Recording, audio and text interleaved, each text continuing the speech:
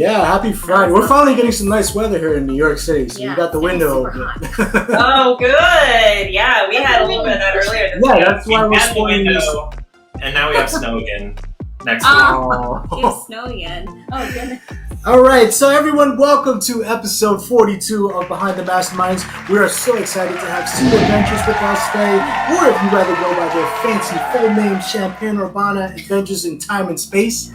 But yeah. Before we start, let's discuss how the puzzles can be created on Tshirts. Let's raffle off the yummy retro Rad Pizza Adventure first from Trap Puzzle Room. Yes. All right, who's hungry for puzzles? Puzzles or pizza? Either one. I'm good for both. Yeah, exactly. All right, let's Here we go. It's Melinda.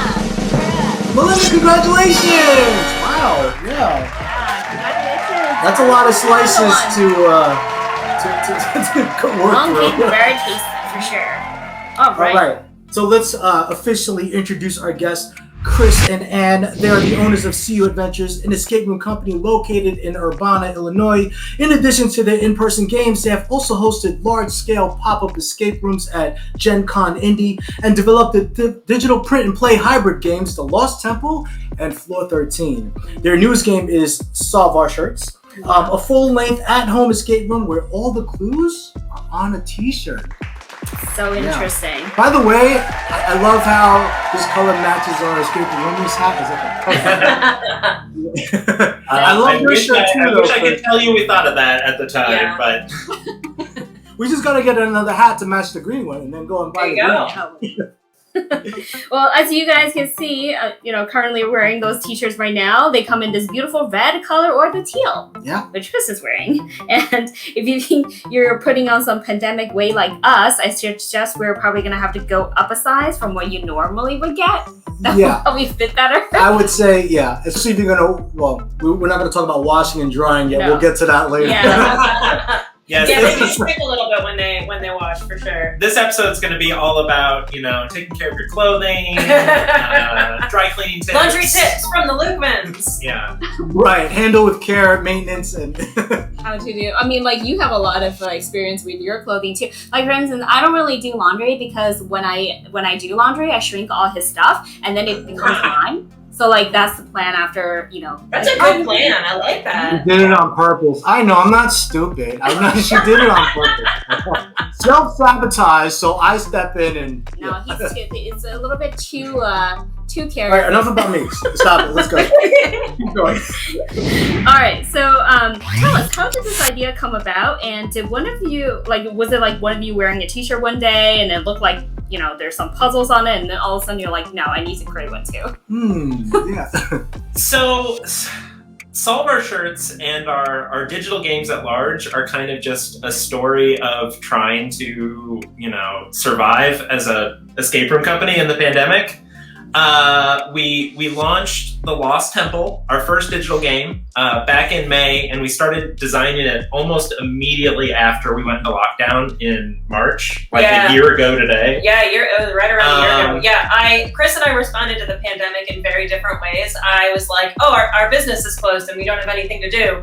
So I just laid on the couch and was sad and depressed. Chris's response was to immediately start working on something intensely. Yeah, we had just shut down this game that had been open in various forms for 4 years, and we had lots of good media for it. Anyway, we worked on that digital game. It was very well received. We super appreciate all the support we got from you two. And then over the summer, we were thinking about what to do next, and we have a big, gigantic brainstorming list of fun, weird things that would be playable at home, different ideas on how we could keep our staff doing meaningful things while we cannot run escape rooms in person. And one of the things that kept on floating to the top of that list was a t-shirt play-at-home game. And wow. Yeah. It was always kind of a crystallized thing that as soon as we had initially talked about it, I did some quick Googling and was like, is anybody doing this gimmick? And there's really nobody that was doing an intense, like some people had T-shirts as part of a game. Some people had, like some of the mail at home games that have more intense props have thrown in a shirt that has one clue on it or something. But nobody's tried to build a legitimately challenging, like full length 60 to, we've had some teams take as many as 3 hours. We say about 60 to 90. Escape room play at home game with centering around a T-shirt, and I thought it was a really neat medium. We really like gimmicks. I think gimmicks are fun to talk about. They're a neat way to kind of cut through advertising noise. And as the fall started rolling around, we were looking at being closed through the Christmas season, which is by far our busiest season. I think almost all escape rooms, unless they're kind of weirdly touristy, based on tourism. The holidays, Christmas holidays, winter holidays are by far, you're sold out every day. Especially here, we're a university town, so everybody's off between Christmas and New Year's. Everybody's, doing department, events and stuff like that. So typically, I mean, the days between Christmas and New Year, every day is like a Saturday. We're just 100% fully booked. 10 a.m. to midnight. Because the entire town, basically, like the university is the largest employer and everybody's off work. So the entire town is basically just off work. Everyone's home with family and looking for stuff. So we were looking at the winter seasons, and Illinois was leaning towards a second shutdown in November. Mid-November, yeah. Yeah, and then as that looked more likely, we were like, we have to do something. We have plenty of staff that we brought back, didn't want to let people go again. And, we just couldn't deal with 2 months of, as well received as Floor 13 and Lost Temple are.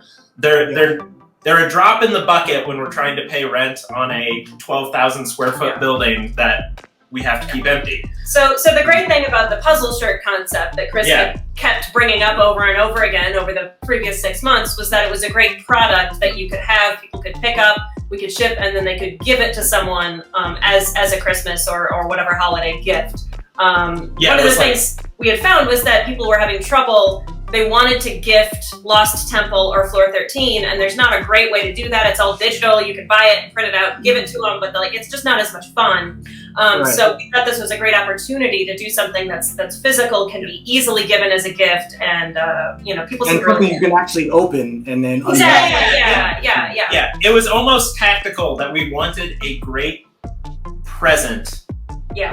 First, and then once we decided this was going to be great, nobody else had done anything quite like this. We took a step back in September, mid-October, and we're like, okay, what can we do that we haven't seen anybody do with a T-shirt? What can we do that surprises people?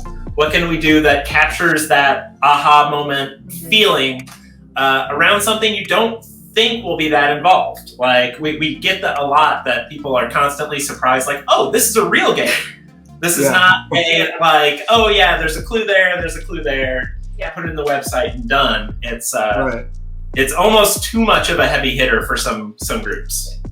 There were definitely a lot of aha moments though. A lot. Yeah, I was like, wait, is this really happening right now? Yeah. It was really cool. I mean, there were things that we normally could guess. You know how sometimes you play so many games, you're like, yeah, I think that's what it is. But then it was like, wait, hold on, is it no holds barred with some of the stuff here? Like, is it like anything goes? Yeah. After I'm glad you said don't destroy the shirt, because this one would have destroyed it. That was kind of it's kind of a balancing point. It's just like in an escape room. You'd never want to be able to sort of undo a clue. Like early gen escape rooms, and I'm sure you two have still seen this now and then since you play so much, but like if a player can upset an order of clues and break the game so they can't solve something later, that's a broken game. Yeah. And it's even higher stakes if you're giving people a T-shirt and they destroy it, and then they find out later, like, oh, I didn't have to ruin that. I could have had it wearable later. Yeah. That's such a letdown. Well, and we had to draw a really fine line between what it means to destroy the shirt. Like we wanted to be able to have people do things to parts of the shirt or look for things in parts of the shirt that they maybe wouldn't expect. But we didn't. Yeah, it was hard to draw that line of like, okay, you don't need to destroy the shirt, but how do we explain to you what that means? Yeah, because you do things to the shirt. I don't know. This is getting so vague with spoilers. We don't want any spoiler alerts here. Oh, I just saw a little like, oh, there he is. Oh, we have a full video bomber in the back. Yeah. Yeah, that's Roland. He'll probably lay down and show you his underside. Aww. Over there. All good, Roland. Karen K said she played the shirt last weekend. Great game. Yay! Thank you. Jillian Raymond wants to know, did you make the physical copy of the Lost Temple after making the online print and play copy? Oh, yeah. So Jillian's one of the people that bought we have a deluxe edition of Lost Temple. And that kind of was produced as we weren't sure how popular it was going to be. It was released exactly the same time as the regular version, but it's a pretty intense package that has some wooden pieces cut for some of the props. Ooh. It has like some of the maps, instead of being, you print yourself and they're this big, we have like 11 by 17s, textured paper.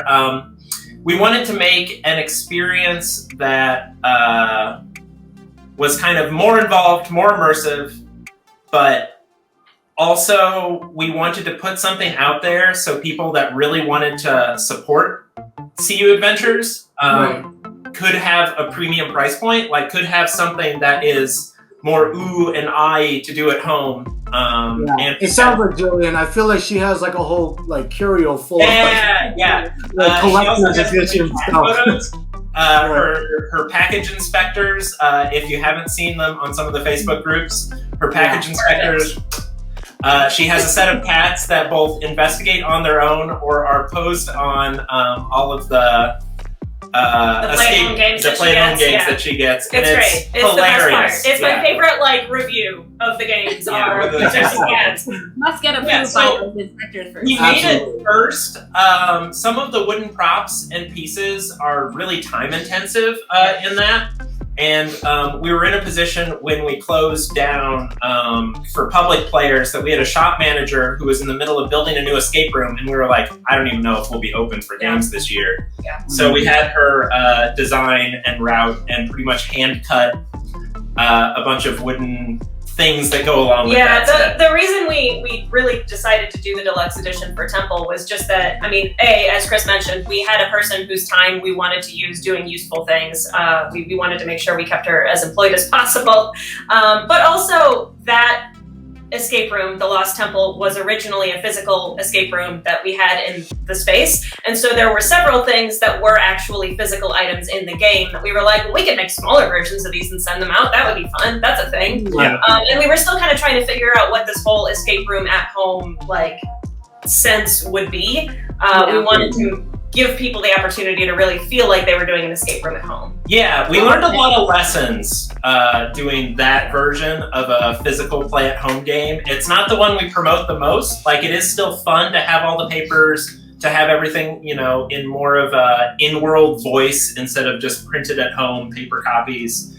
But I don't think it uses our preparation time as well as all of our shirts did. Over the Christmas holiday, it felt like we had Santa's workshop going with all of our game masters were in stamping things, hiding things, packing things, folding things, painting things.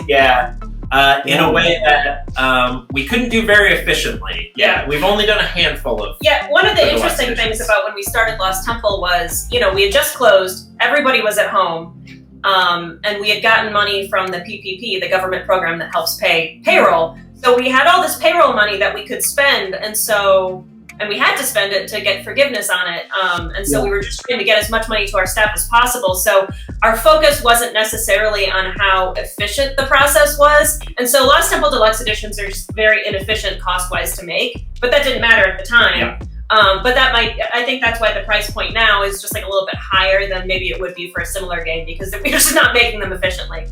Right. Got it. So as mentioned before, there were so many hidden surprises with the T-shirts, and that we kept saying, wow, really? No way. This is just the box one game from MPH, where, as a result, we found ourselves doing the same thing.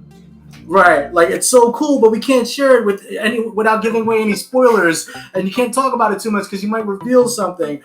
Some of the components must be pretty difficult to make. Are you doing the customizations yourself, or does the T-shirt vendors actually do them for you? We had to do almost everything ourselves. Yeah. So speaking vaguely as possible, there's like some things you can do when they're making the T-shirts. These are all screen printed here in Champaign-Urbana with a company that we really like to work with. And when they're screen printed, it's basically one layer of ink at a time. So there's some stuff we can do when they actually set the shirts and pull the screen and... Yeah. So everything that's like on the shirt itself, like, and everything that's on the design of the shirt, that's all done. Mm-hmm. That's all done at our screen printer. Anything additional that you might find on or inside or around the shirt, we did. Yeah. Wow. So, for example, the shirt has a custom tag on it. Without giving too much away, we ordered those and then folded those and then sewed those on. Who sewed them on? That's what I want to know. Our staff. I'm bad at sewing. Yeah, I'm not very good at sewing. Yeah. But luckily, we've amassed enough staff who have all of these varied, amazing talents. That we do almost everything in-house. I mean, we've got one person who's amazing at sound design, so she's created all of our sound backdrops for everything. We've got a couple people who are really good at voiceover and have their own, voiceover mics and studios at home, so they've done a lot of the voiceover work. We've got people who sew, we've got people who paint, foam carve, and everything. Yeah. We've had so few game masters over the past 5 years that have solely game mastered or have that be their only skill. We do so much stuff in-house, like just because that's kind of why we got into escape rooms. Right, that's the fun part. It's personally interesting to make this art and then figure out what is going to be fun for players to do with it. That being said, I think our shop manager, Holly, would be absolutely delighted to not have to sew any more. Yeah, she did 1,000 of them. Yeah, that was the big thing. So like for a T-shirt, you've got a physical thing that it doesn't make any sense to make fewer than 1,000 of. Like, unlike other escape room kits and stuff like that, you could do small order printing. You could do, 100 or something at a time, and it's not too expensive. Yeah, for T-shirts, the price drop from a few hundred to 1,000 is so intense that it was like, well, we're gonna do this. The only way to make it, sure. Might as well. That also challenges us. Yeah. And by the way, I know it's a lot to do 1,000 of anything. Right. Yeah. For sure. And by the way, I know like everyone's watching us like on this live stream, but just letting you know, the shirts are so comfortable. I think that's equally as important. Like the material is great. Oh yeah, he's all about the softness. Yeah, I'm like we are so picky about our T-shirts. I hate it when I buy a shirt online and it's like the starchy, crappiest, cheapest kind. So we had a whole big thing when we were getting these shirts ready.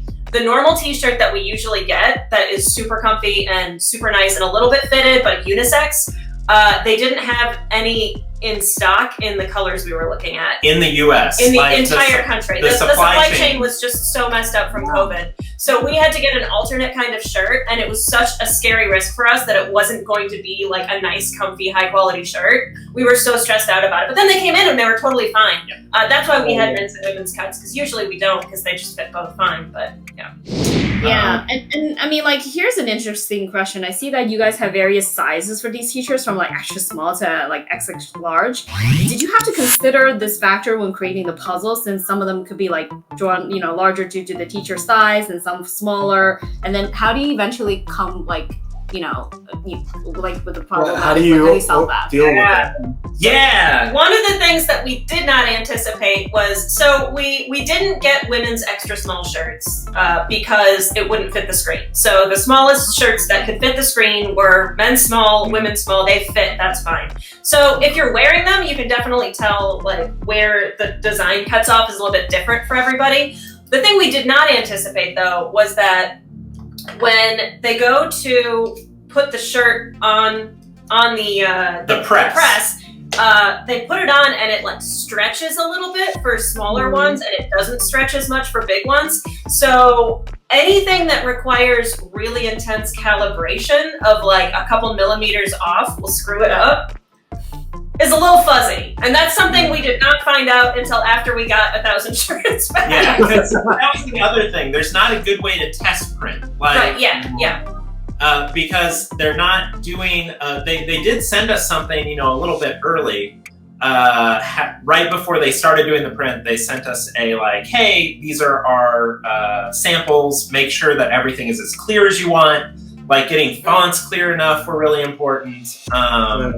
We had to figure out their like minimum sizes. Yeah. But yeah, the stretch was something we hadn't anticipated. Yeah, and it's fine. It's just, I think in the future, now we know that, you know, anything that needs to be very specifically measured up against the shirt, I mean, we have to just give it a little wider tolerance. It can't have any other puzzle information close to the important parts. Right. Or else it'll throw off calibration. Like, and that's something like, we basically knew we would be ordering these shirts, we would be pretty sure they would work, but then we'd get 1,000 back and maybe have to change the puzzle flow. Right. And that was always our plan. Our plan was like, all right, well, once we have the shirts, if something's wrong, we'll just have to change the rest everything of the else. The shirt is going to be the shirt, and if we have to change everything else, that's fine. Yeah. We'll work around that scenario. Yeah. There's no like prints though, because that would have been like, oh my god. Oh, like quality check with the, you know. Yeah, and that's one of the reasons we had to go with a local company, like because we knew they would treat us right, and if there was an oopsie, I could drive across town and we would figure it out. I mean, yeah, no joke, the printing company is halfway between our home and our business, so it's like, you know, our commute is like 10 minutes. Yeah, so it's 5 minutes from either place. Yeah. I was so excited when I got your shirts. I put on her shirt by accident. I was like, wait. And then my belly button was standing there. I'm really your shirt. I was like, you totally stretched it out for me. This is why I was asking. I broke it in for her, basically. So one thing that I don't think anyone's done, we didn't want to put it out there in the world because I think it would be sort of a miserable experience, but nobody has tried as a couple to solve the shirt without like wearing both shirts. Like, I think it's physically possible, but I don't think it'd be very fun because of how much like turning around and like things. I feel like a fight might happen. Like just also stay still. Because I think like there might be some sweating involved, and it's probably not. Oh yeah. Nice shirt. Right. Yeah. So there you go. Right. So speaking about the the maintenance of the shirts, we know that you mentioned not to wash the shirts beforehand or wear them while solving the puzzles, or it's recommended. I think we said wear at your own risk. Yeah, that's not so much for damage. I just don't want people to get excited, immediately put on the shirt, and then like be sad that they did that. Yeah. Right. But in terms of the washing, does this mean that it's not playable afterwards, or it's not as playable? It should be still playable. Okay. So if you just threw it in the wash, it should still be good. There's one hidden paper component that might dissolve. Okay, all right. You can honestly like play without it. But we wanted to be safe because we know that the ink from the company isn't going to go anywhere. But we did some experiments using other inks in other places on the shirt, and those might get unreadably blurry. Right.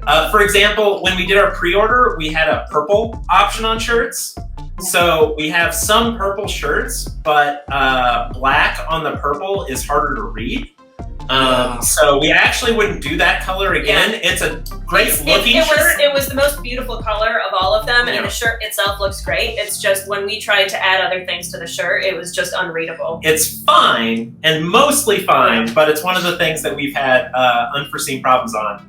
And when you wash it, it's kind of all bets are off. We don't know what sort of detergent people are wearing. It depends on the detergent. It depends on how hot you wash it on. It depends on a lot of things. I think if people are washing it on cold and, maybe not drying it, it's probably okay, but... Yeah. So this one's been through the wash, spoilers. This one's been through the wash 4 or 5 times, and you could not play it anymore. Even if it was all put together. Yeah. Oh, okay. Jillian says she has the purple one. Oh, so I told you, he's getting all the collectors edition. It's totally playable. It's something that we've had issues with that haven't been bad. It's been more like people are seeing the important information, but it's not super clear that they're not like missing something. Right. Like they're seeing what's important, but the black is close enough to the purple that you get that sense of like, oh, there's something here, but I don't know what it looks like. It's and very like, much like playing in a dim escape room. For some people, it's going to be totally fine. For some people, it's going to make the game very, very difficult. Yeah, you should just like market it as like, you need good eyesight for this color. Yeah, this is like, good eyesight. Yeah. Right. So we recommend if you want the full experience, just play the shirt before doing anything, and then do whatever you need to do after that. Yeah. Treat the shirt as a keepsake that you get after playing the game. Well, and I had no idea until we started playtesting that some people are used to like, oh, I have a new shirt, that shirt immediately goes in the wash. Like there's no like question of whether it accidentally gets worn or accidentally gets folded up. It's just like new shirt in the wash. So we wanted to make sure that nobody like washed it first. That was our biggest thing. Like we don't want you to destroy the shirt, we don't want you to destroy the game. Yeah, it's definitely theoretically workable, but we didn't want to put that risk out there in the world. Yeah. So we actually started playing your digital, print and cuts and the Lost Temple and 413. I think it was the first game we ever played. Yeah, well, with the Lost Temple, we played it first with Lisa and David from RuneScape Artists over Zoom, and I think our wow moment was that when we saw how like a tool was created from plain paper to solve the necessary like clues. The Lost Temple was actually my favorite at the time, but now I think like Solve Our Tshirts took its place. Yeah. Oh, thank you. Both great, but I think and I love how you guys design your puzzles. The thought process is very much like enthusiast who like has played many games. Yeah. There's no red herrings. The solving process is very straightforward, but you always have something there that gives us that wow moment, which is necessary, I feel like, in all games. Yeah. So tell us, what's your puzzle design process? Do you create the narratives first and then put the puzzles in, or vice versa? We kind of do it all at the same time. Yeah, it's a very holistic process. Typically our and I'll kind of put this in the scope of how we do our escape rooms, and then you can see how it kind of converts over to the at-home games. But when we're designing an escape room, we typically build off a 3-act structure. We come from narrative filmmaking, so that's just kind of how we think about storytelling. Usually our act breaks happen at a time when either you open a door into a new room, or something about the entire game has totally changed and now you need to reevaluate the space that you're in. Yeah, either like a physical, like, ooh, that's an impressive thing that happened, or a story moment. Right, yeah, something is different and now everything that you thought was the way it was is different. So that's kind of where we start, and we typically start from a game knowing, what the theme is, what genre, we're playing in, what the basic general storyline is, and what our act break moments are. Yeah. And usually we'll have big puzzles that come at those act breaks that are the big transitional moments. That's usually when we start to build stuff. And then the physical space. The physical space, yeah. That's usually when we start to be like, all right, we have enough to start working on it. And then as we're building, that's when we kind of fill out and figure out where are the individual puzzles that we're thinking about are going to fit into the game. Because sometimes when you're building a game or when you're designing a game, you don't totally realize where something is going to fit perfectly or where something is going to be needed until you have that structure in place to fill in. So I know it would be a lot easier if we're building stuff if we had everything 100% mapped out when we started. That would be so much easier from a lot of ways, but I think the games wouldn't be as good because it wouldn't allow for that kind of improvisational, like, oh, this needs to go here because this is how I feel in the space kind of moments. Yeah, paying close attention to the ebb and flow of finding clues, discovering signpostings. The other thing I think we do really well across the board is in our physical escape rooms and in our digital games, to at least a limited extent, although I think Solve Our Tshirts does it really well, is we have made games that can accommodate first-time players and they will have a good time, but also constantly be interesting, if not challenging, for people who have played hundreds of games. Yeah, that's something that we focus on all of our games. People always ask us what the difficulty ratings of our games are, and it's like, I mean, it depends on you because we're trying to make an experience that is going to be really fun for both someone who is a beginner and someone who is not, and so we're going to try and modulate that as much during the game so that each group has the experience that works really well for their experience level. So we either avoid sort of tropes, or if we're putting in a puzzle that experienced solvers have seen 50 times, we do something with it. Yeah, either it's visually interesting, either it subverts what you think the normal puzzle flow is for it, or it just like looks cool and it's something you've seen 1,000 times, but this is a beautiful version of it. I think we feel that way about all 3 games that we played from you, that it's consistent, where it's an enjoyable time, whether you're a beginner or you've played tons of games. Either way, it makes sense throughout from beginning to end. And I think like one thing that I really liked about Silver Shards, like it's the guide that you guys created is not really like a hint system, but it's like a narratively like way of giving you some like little subtle like nudges that really helped us, you know, determine or solve the puzzles ourselves versus saying like, oh, I need a hint, I need to click this, but then I still feel really good that I didn't use a hint. But then, you know, if I really needed to, I can somewhat like found a guidance. Right. It wasn't like a cryptic hint, but it was also, and it wasn't like, oh, here it is. It was like, it was less like a hint and more of like, here's a little extra signposting for everything. Yeah. Like we tried not to make them really like hints or clues, but just like extra puzzle information. Chris and I went back and forth on that. He came up with that really late in the process. Our first play tests after we got the Tshirts back were reading that the game is solvable without any hints, but it doesn't feel good. Right. Like if you're in for a challenging, like I think David and Lisa Spirit, they did it without that at all, and they regretted it. Like that, not that they did bad, they just like looked at it later and they're like, oh, this would have made the game so much more fun. Yeah. When Chris pitched it to me, I was like, oh, it feels too much like a run book. I don't want to put a run book in our games. But then after he wrote it, I was like, oh, this is funny. Like it fit in the world, and there was such a good reason to have it.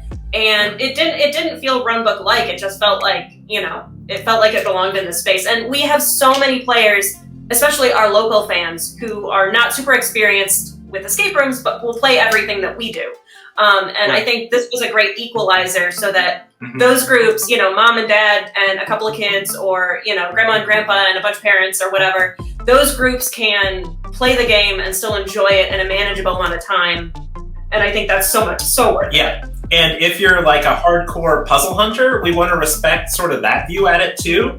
And if you want to leave that closed and just like not brute force, but kind of force your way through the game, clawing every clue and like possible solve out of the pieces, you can. And it's a fair game either way. I think it's a great way of adapting. What we do in our real life games is the game master has a lot of control and a lot of discretion to adjust the game flow based on how the players are doing. So, you know, they'll give more hints or fewer hints, or there's even some places where we have easier or hard mode of puzzles, or puzzles can be removed or puzzles can be added. On the fly. On the fly, yeah, just in the middle of the game. And so that's how we've been able to manage it in person. And so this was a great way of allowing people at home to kind of self-select that experience, which I think was something that we struggled with in Floor 13 and Lost Temple.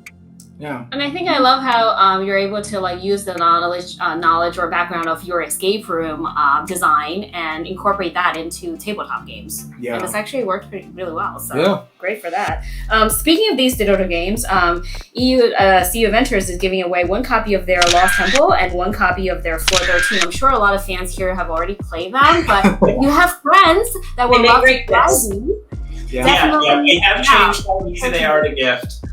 We're starting to run low on our first set of Solvar shirts, which is why we're not doing a giveaway of those right now, because we're not sure when the reorder is going to happen yet. The manager probably doesn't want to stitch any more of the labels. Well, that's the thing. They've been selling really well, but not quite well enough for us to want to order another 1,000 of them. Yeah. So we're about to run out of some sizes, and I don't know what we're going to do then. Yeah, we're still making the decision. It's like, do I really want to sew 1,000 tags? Do we really want to do another 1,000 of these? But I don't know. I mean, it seems like they... Yeah, I think we'll do a reorder before next Christmas, and we're hoping to do 1 or 2 more new sets. Yeah, we are currently working on a new one as well. Oh, nice. Wow, that was my yeah. other question. We'll get to Yeah, that. we'll get into that. Yeah.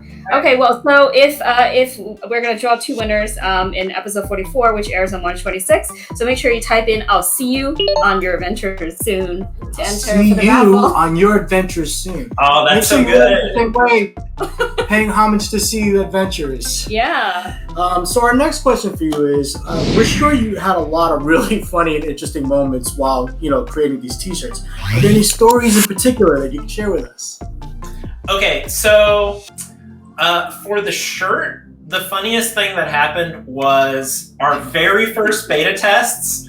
When we got this initial hey, these are fresh off the presses from the T-shirt company. And it wasn't even all of them. It was just they're like, here's what we have so far. We're going to print the rest over the weekend. We'll get them to you Monday. So we just had frantically packed it, and we were like, these are our first true beta tests. All of our early tests were on pieces of paper that were taped to shirts. It was chaos. And let me remind you, this was December 4th, and we were pushing so fast, so hard to get them shipped for Christmas. So we were in absolute nightmare zone. And we got them out. Mostly we were sending them to either, you had to be a local volunteer, so we were sending them to our staff. Our staff's friends, our friends. Yeah, so we had a former game master that's really puzzle-minded that we sent one to, and he kept on asking us weird questions as he was playing, and not being able to find stuff on the shirt. We're like, this is really weird. This is ridiculous. You should be able to find these. What's happening? And then eventually, after a night of that back and forth, after 3 or 4 hours, we're like, I think he's just bad at games, and we were wrong. We found out that the back of his shirt hadn't been printed, and we missed it somehow in our this does not happen to players, but it was a nice. I'm so glad it happened during a beta test, because that made us extra vigilant about quality control as we packed for Christmas presents and stuff. Yeah. But it was just a back and forth, and eventually came to the point. I was like, okay, you look at the maze, the big maze, and he was like, yeah, I'm looking at the big maze. We were like, no, the one on the back of the shirt. The big maze. And he sent us a picture of the shirt with nothing on it. We're like, oh. Yeah. Okay. So he had a terrible time playing that game. Yeah, that was not the most useful feedback session from him. We thought we were going crazy, and he probably thought he was going crazy too. It's like, where's this man? I'm so bad at this. And he was able to do some puzzles with like weird cipher extrapolations based on a little bit of information. He was playing super hard mode. Yeah. The invisible ink mode. Like what? Seriously.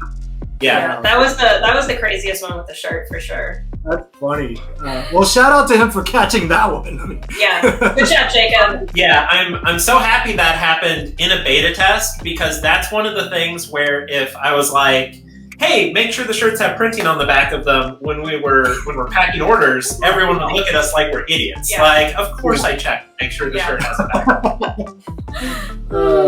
I mean, we also love so let's talk about like the interface, right? Because you have to also log on to your online portal while you're playing the game. The music from the background, nice choice, by the way. The t-shirt one, it was really mystical. Like, I didn't even know when we opened the I thought it was in a spa playing puzzles.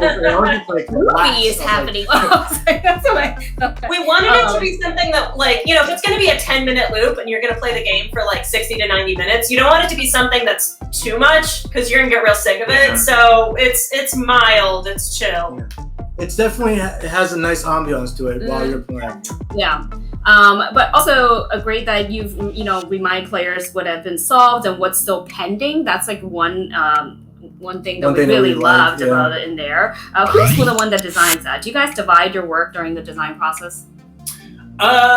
Yes. Yeah, absolutely. And we also have a great staff that works on, like Anne said, the sound design. We also have a few people that work on puzzle design autonomously. And doing something like this was a back and forth with our artist a lot. in a more collaborative way than what we're always doing when we're doing physical shirts. Yeah. But yeah, we divide and conquer pretty well.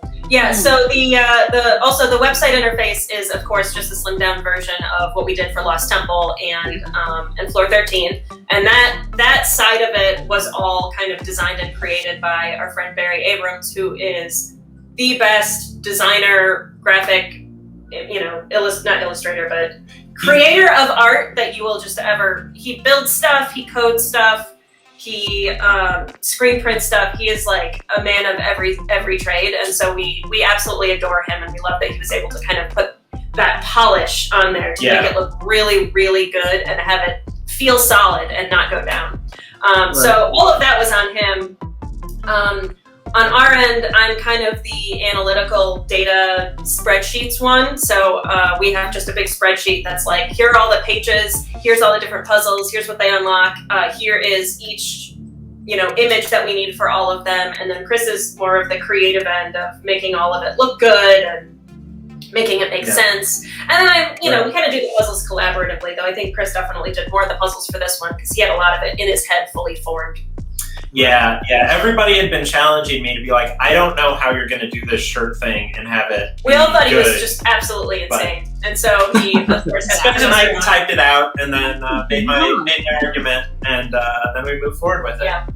Right. But you guys are like creating all different categories of at-home games. You have print and play, digital, and now you have like puzzle, on T-shirts, mail order, like. Yeah. Like, well, I don't know what's next. Well, I'm not going to ask you what's next. I'm going to save that question for last. Yeah. Okay. Yeah. We take like we learn how to do new things all the time because that's interesting to us. Yeah. And it kind of bites us in the butt because we never just sit back and do something really well, then do it really well again and really well again. We're always like, oh, I want to learn this new skill. Yeah. Case in point, Chris has been learning Telescape for the last couple of weeks. We for were a contracted project. Yeah. It's like, no, we're not going to use all the stuff we already have. We're going to figure out how to use a new system because it's interesting and we should know. It's fun. I don't know. It's fun, but not always the best decision.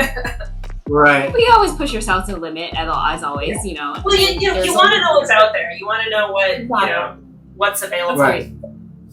Matthew wants to know: have you ever seen someone in your community wear your T-shirt? The silver shirt. We just haven't been out like 2020.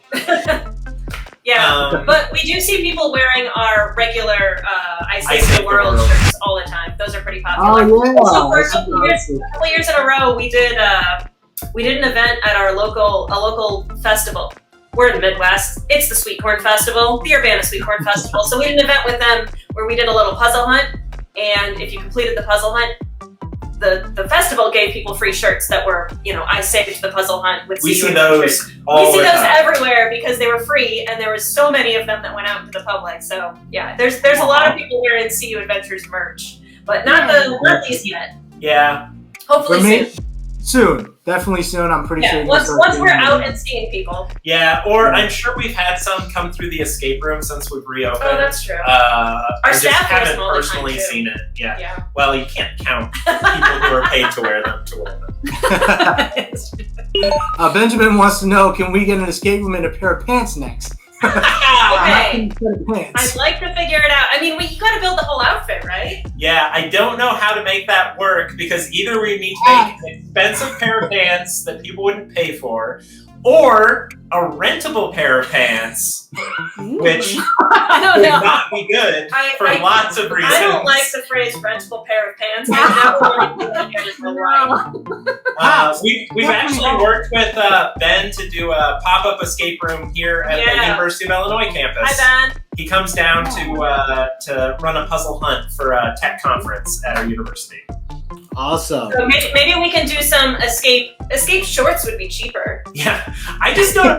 Wait. Escape shorts. Yeah. So those would be funny. It's a gimmick. Yeah. You love gimmicks. Yeah. Definitely. I would rock them as long as it matches. It has to match the T-shirt. Maybe like big overalls you could wear over pants. And then no, it's got to be like pajama pants that say juicy on the back, but like instead of juicy, it's a puzzle. And then, and then actually, can you open the butt part and then reveal something? Yeah, there you go. Yeah, that'd be great. Yeah, that's good. Good old rated R. Well, first of all, thank you for sending us the deluxe version of the shirts, by the way, because it was totally worth it to explore even further and discover more secrets to the ones that we already found.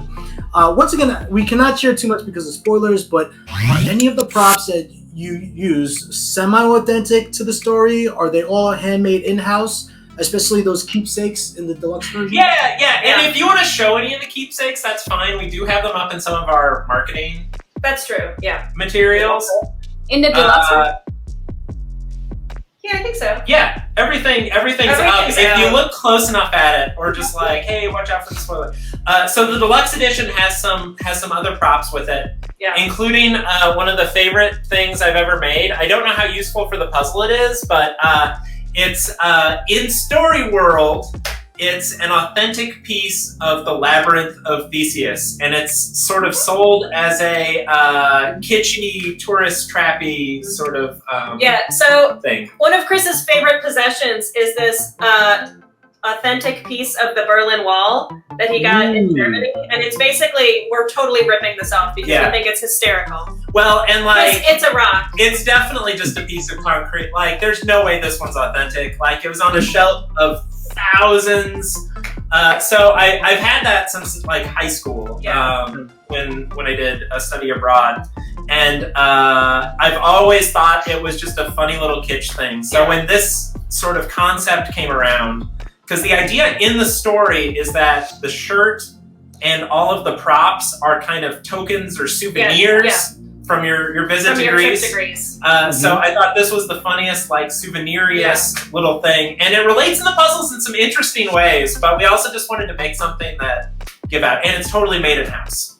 Yeah, we are paying our employees to literally smash up concrete blocks so we can glue them to acrylic. I can't figure out how to, we found out it's less time intensive and less, like, exhausting to break up big concrete cinder blocks and then paint them individually, as opposed to like molding concrete, as opposed to, I cannot find little concrete cubes. If anyone can source little concrete cubes, please let me know.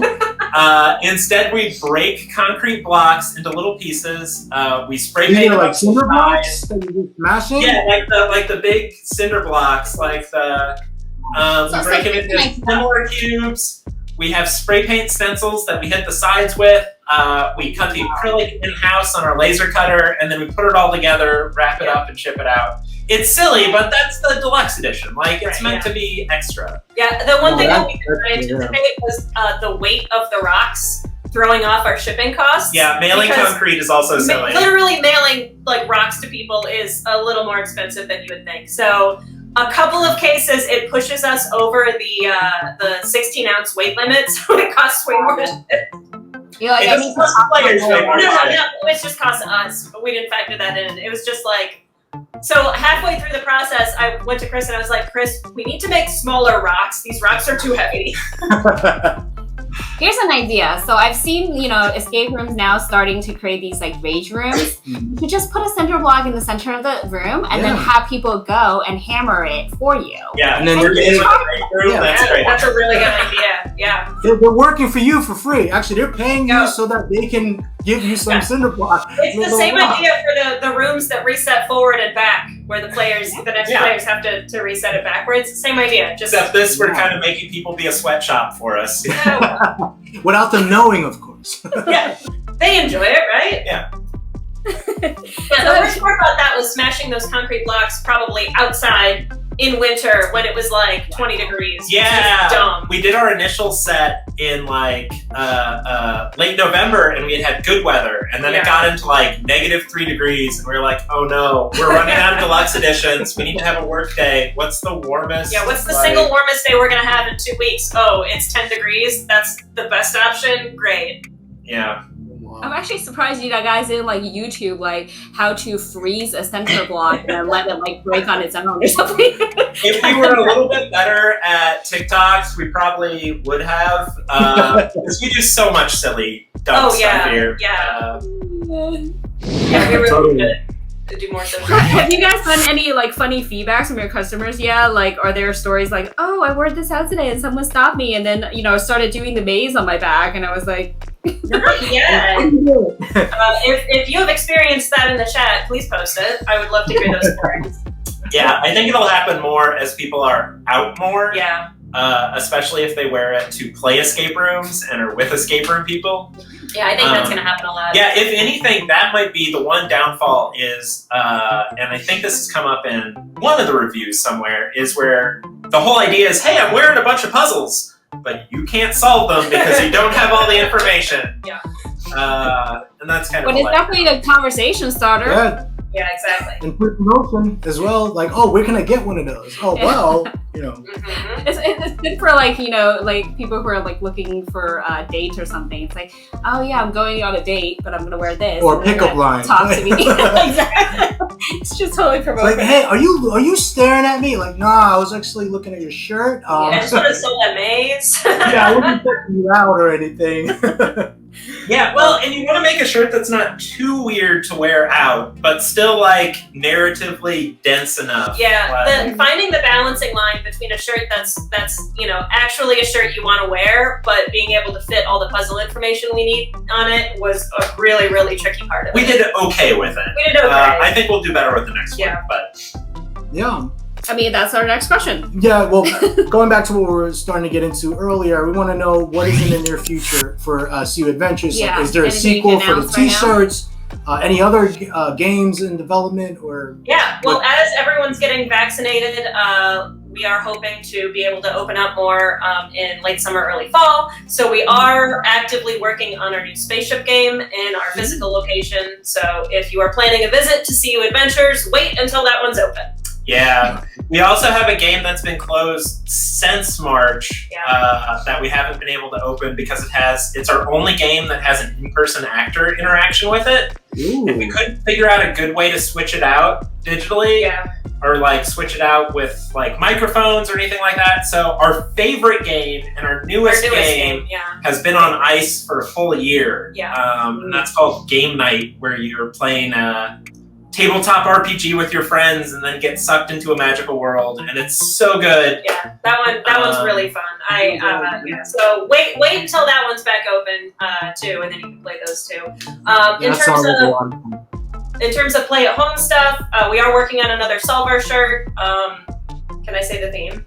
Yeah. Pirates! Yeah, we think we can do something with pirate themed that hasn't necessarily been done before. So my secret puzzle backstory is that I love Monkey Island more than anything else in the entire world. It was just the first video game that I was ever really, truly obsessed with, and everything that I try to do, every media I try to create, I try to capture that feeling of just like the puzzle solving, but also the goofiness and the thinking outside the box, and just how like lighthearted and fun it is. Like that is just my absolute sweet spot. And so that's what we're hoping to kind of emulate in our next shirt. Yeah, I think that'll be real neat. We're doing a Telescape game for a University of Illinois open house for engineering. That'll be out later this month. It's for an interdisciplinary institute on campus that we love. They do really cool and awesome science work. So it's kind of, half escape room, half science communication, half like get the community involved and knowing what the university is doing, which is fun. Yeah, getting high school kids excited about coming to the campus here and everything in between. Mm-hmm. So that's so awesome. Yeah, I noticed that you guys do a lot with the communities, like the last game that you created also, and that's really great that you're we do lots of pop-ups in town. It's just always been part of our kind of marketing strategy and outreach strategy. Yeah, it's important to be out in the community doing games and getting people excited about escape rooms. We love our community so much. We chose to move here. So we went to school here. We both went to school here. We moved away, and then we just decided to come back not having jobs or anything. We just were like, we know this is the place we want to live, so we're going to move here and then we'll figure everything else out.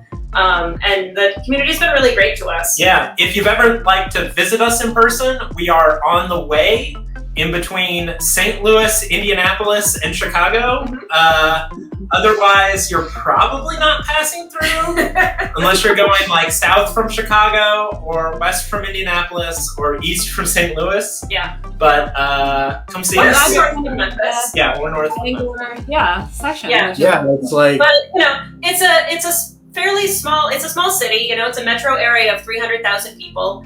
So it's large enough that there's possibilities for what we do, and there's a lot of stuff that happens here. And then of course with the university we have a lot of transient population coming in and out. But it's small enough that it's easy to be a part of the community.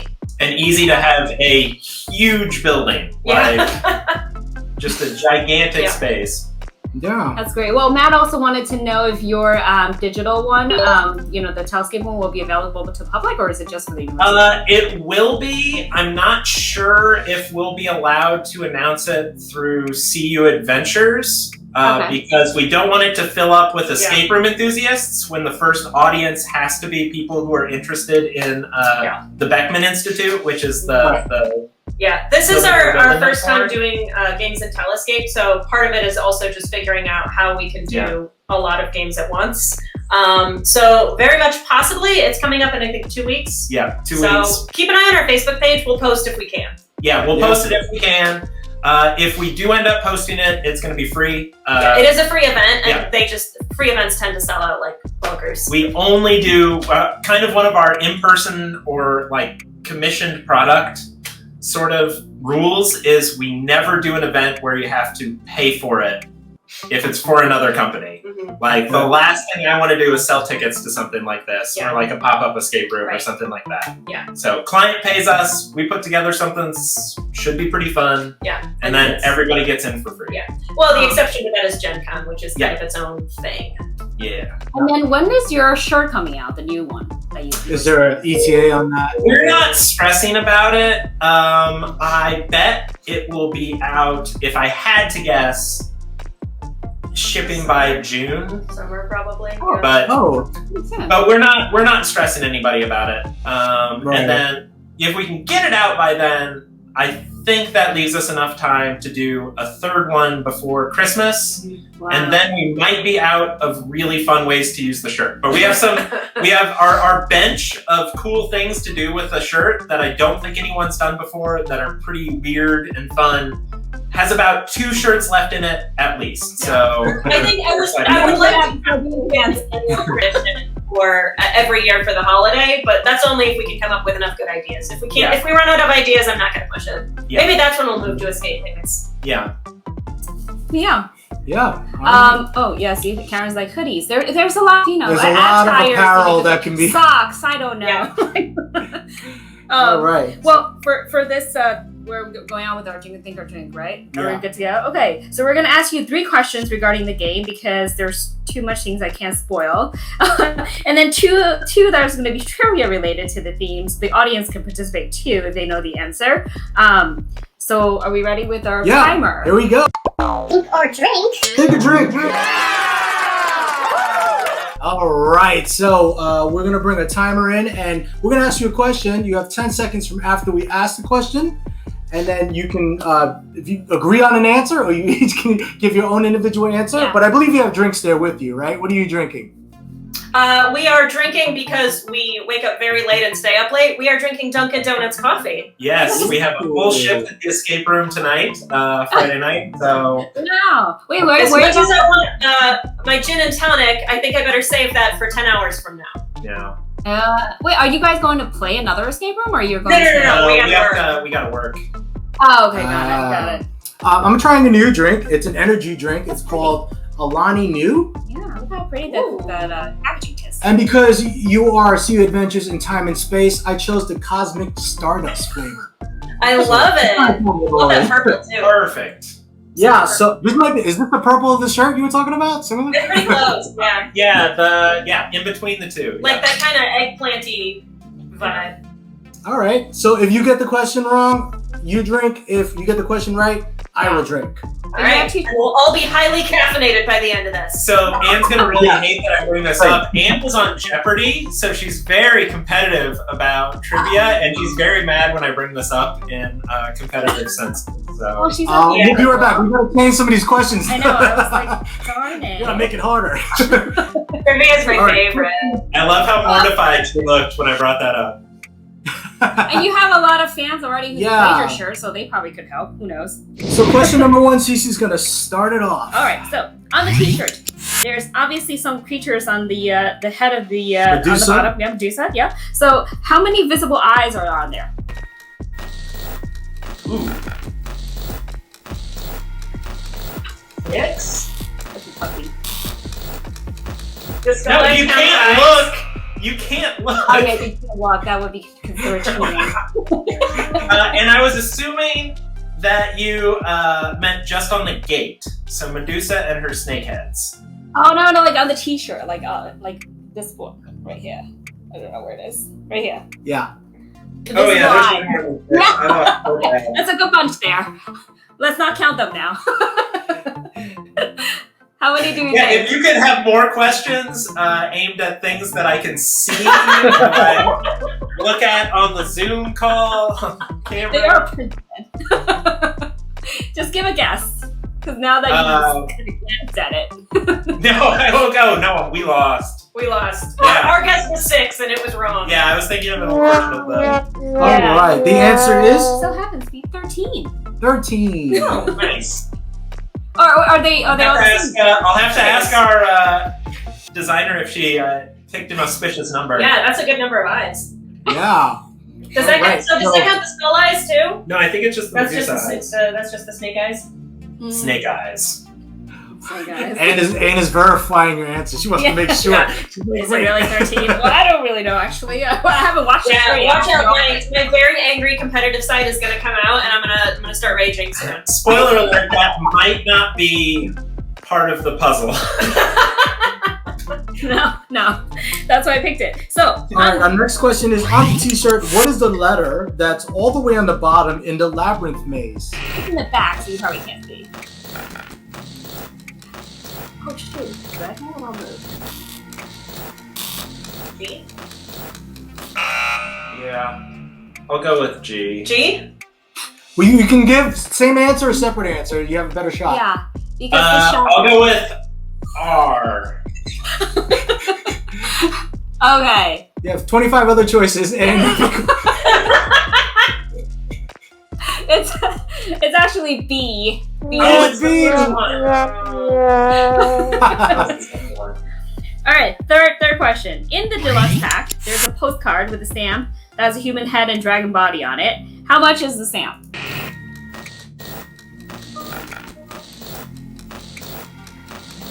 You did all the photoshops on these. I have no idea. That one, I'll say 2 and you say 3. 3. 2. There's a decimal point. Crap. it is 2.3. 23 cents. 23 whatever euro cents are. 450. 450. Yes, Way off. 450. all right. We're gonna switch gears a little bit. So number 4, Trivia question. Minos was supposed to sacrifice this bull, but he admired the creature so much that he kept him for his own herd and sacrificed one of his own bulls. What is the name of this bull? Oh, God. You should know this from playing Hades. There's that one's name, right? No? I don't think that's the real one. Okay, it starts with a C. The name. I should have studied. Cephalus. Surfifers. There you go. Nailed it. Cephestus. Surfifers. That's generically Greek. Yeah. Oh wow, you were so not close. It is Cretan bull. Cretan. Cretan. Oh, yeah. okay. So as the proper noun, the Cretan bull.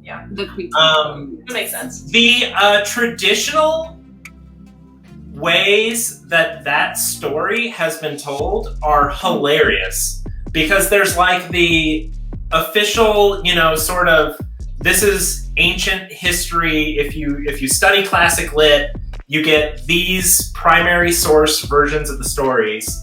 And then there's also versions of the stories that are just bedtime stories in Greece. Like, that are just like, hey, here's what my uncle, here's how my grandpa always told me this story went. And it's not what any of the books say. I did a lot of, we were trying to get the story down because there's so many different versions. And most of the like really intense ones are super dark.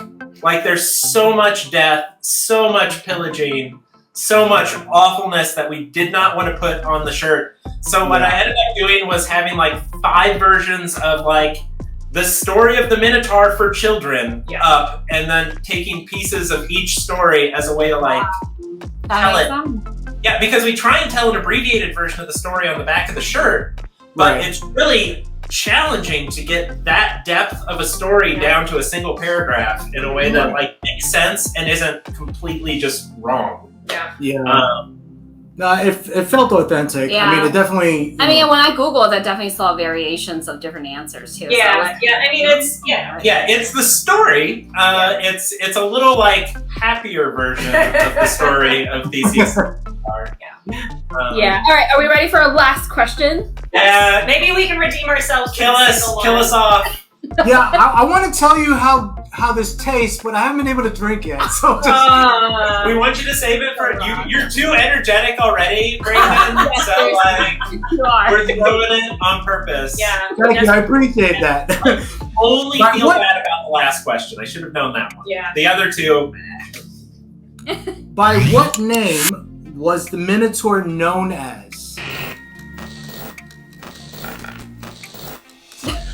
I play too much Hades, so I'm gonna say Asterius, because that's what his name is in Hades. pretty close. The game. Sounds good. It's very close enough that I'm going to drink. Yay! Asterion. Okay, yeah, that's close. Too much of my research for this game overlapped into the very popular. It won a bunch of awards last year. Yeah, if you haven't played Hades, play Hades. It's so good. Yeah. Especially if you like Greek mythology. It's not a puzzle game, warning, but it's really fun. Okay. Yeah, we'll have to look into that one. Yeah. We're gonna end our quiz with 2 cheesy jokes. Well, guys, guess how long did it take us to get through the labyrinth? How long? A minute or 2. Oh! All right, they're all leaving. They're all signing off. All right, one more. We got one more. What did the Minotaur order at Starbucks? Grande venti latte.